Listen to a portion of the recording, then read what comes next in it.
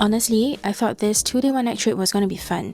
I mean, it was, but not before this happened right at the start of the day. Hi there, welcome to day 5 of my 16-day Europe solo trip where I visit Berlin again. Ooh, the last time I've been to Berlin was back in the summer of 2019, right after Tomorrowland. After 6 years, I was excited to be back. All I wanted was to catch my train without any hiccups, but of course, this had to happen.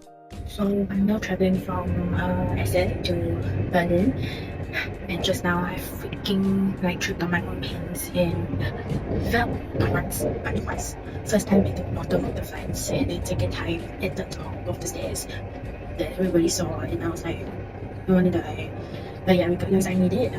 2 more hours to go, and yeah, we'll see you there. Well, talk about being a klutz. Anyway, the Berlin Hauptbahnhof was huge and I've honestly forgotten how big it was. I left my luggage at the hotel since it was early before grabbing lunch at an Italian spot by the river near the Hauptbahnhof. I was also the only person crazy enough to sit outdoors in the strong winds, all because I was lazy to remove my pullover jacket. Food was yummy though, but the service could be better. After which, I went to see the popular Brandenburg Gate again.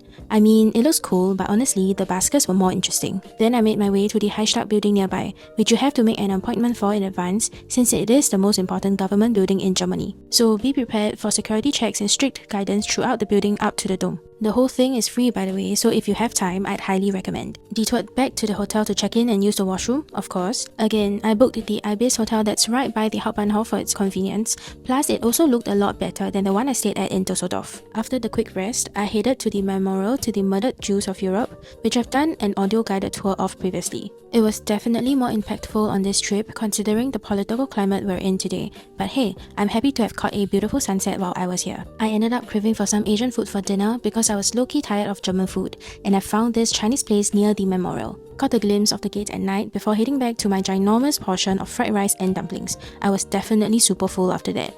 I'll be sharing this beautiful Berlin cafe I visited the next morning in the next video, so keep your eyes peeled.